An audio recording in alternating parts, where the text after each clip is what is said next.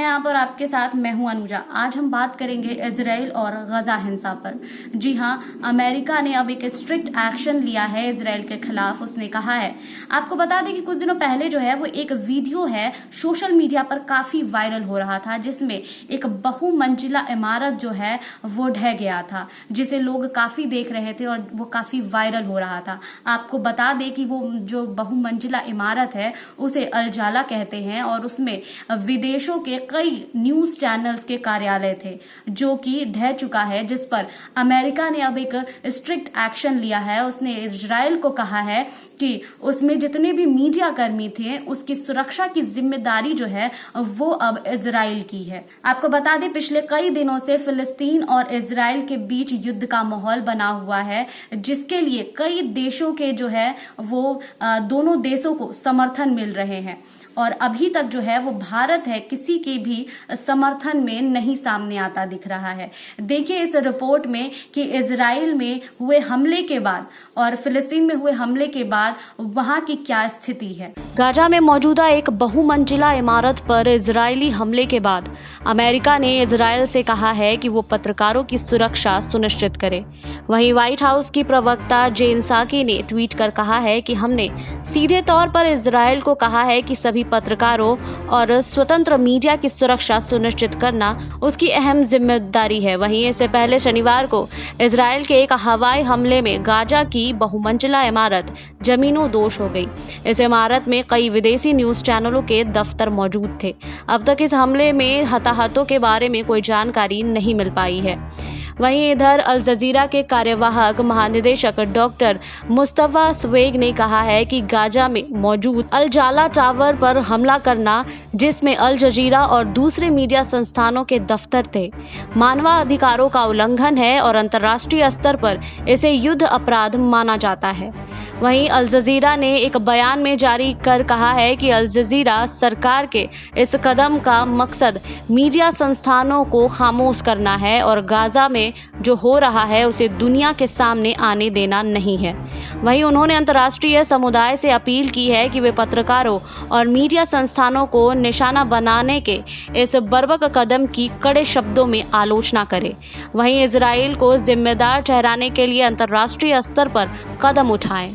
वहीं अल जजीरा के यरूशलेम ब्यूरो के प्रमुख अलीद अल ओमारी ने कहा है कि स्पष्ट है कि जिन्होंने ये युद्ध छेड़ा है वो न केवल गाजा में तबाही और मौत फैलाना चाहते हैं, बल्कि मीडिया को भी खामोश करना चाहते हैं, जो गाजा में जो कुछ हो रहा है उसकी सच्चाई देख रही है और इस पर रिपोर्ट कर रही है।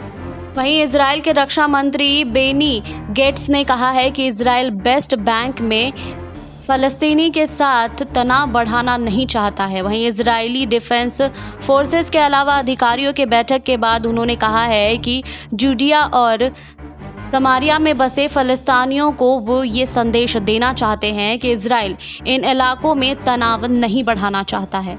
हालांकि उन्होंने कहा है कि स्थिति बिगड़ने की सूरत में इजराइल तैयार है।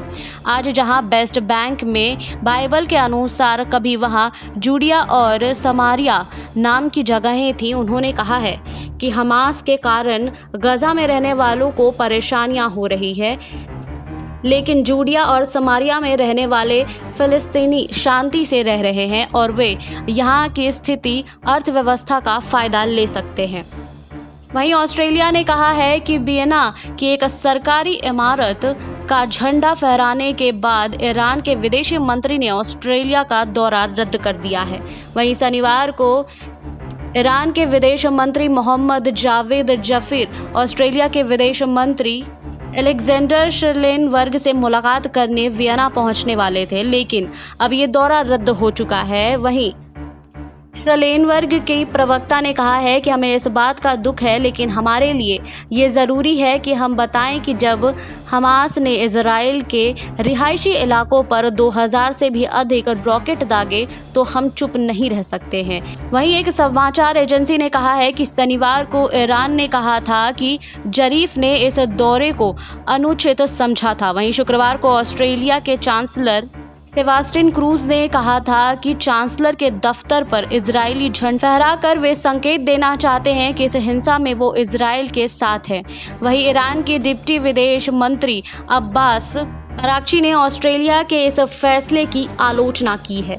वहीं शनिवार को इजरायली हमले में ध्वस्त हुए अल जाला इमारत के मालिक ने इमारत की किसी भी प्रकार की सैन्य उपस्थिति से इनकार किया है।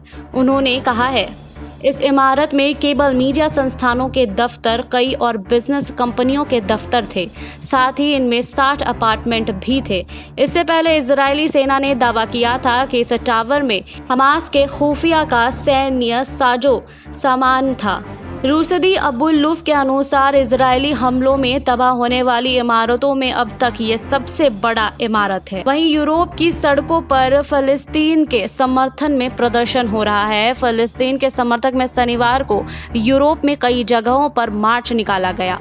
कोरोना वायरस के संक्रमण लगाए गए प्रतिबंधों को तोड़ने को लेकर पेरिस में रॉयल पुलिस ने हजारों प्रदर्शनकारियों पर आंसू गैस और वाटर कैनन का प्रयोग किया है। वहीं गृह मंत्री गोराल्ड डारमानिन के निवेदन किया था कि मार्च न निकाला जाए। वहीं प्रशासन का कहना था कि वे हिंसा भड़काने से रोक रहे हैं। वहीं लियोन और मार्से जैसे दूसरे शहर से भी हजारों लोगों ने शांतिपूर्ण मार्च निकाला है। स्पेन की राजधानी मैड्रिड में हजारों लोगों ने सिटी सेंटर में मार्च निकाला, तो वहीं जर्मनी की राजधानी बर्लिन में प्रदर्शनकारियों ने पुलिस पर बोतलें और पत्थर फेंके। इस दौरान कोरोना वायरस को लेकर लगाए गए प्रतिबंधों को तोड़ा गया है। वहीं फलस्तीनियों के समर्थन में लंदन में हजारों लोगों ने मार्च निकाला है। लंदन में मौजूदा स्थिति की बात करें तो इजराइल और फिलिस्तीनियों के बीच जारी संघर्ष के बीच हजारों की संख्या में लोगों ने सेंट्रल लंदन में मार्च निकाला है। प्रदर्शनकारियों की भीड़ हाइड पार्क से होते हुए कैंगसिंगटन के मौजूदा इजरायली दूतावास के तरफ बढ़ी। वहीं मार्च में शामिल लोग आज़ाद फिलिस्तीनी के नारे लगा रहे थे और उनमें से कईयों के हाथों में फिलिस्तीनी झंडे भी थे। वहीं प्रदर्शनकारियों की मांग थी कि इजराइल फिलिस्तीनी इलाके में हो रहे हमले रोके और इन हमलों को रोकने के लिए ब्रितानी सरकार इस मामले में हस्तक्षेप करे।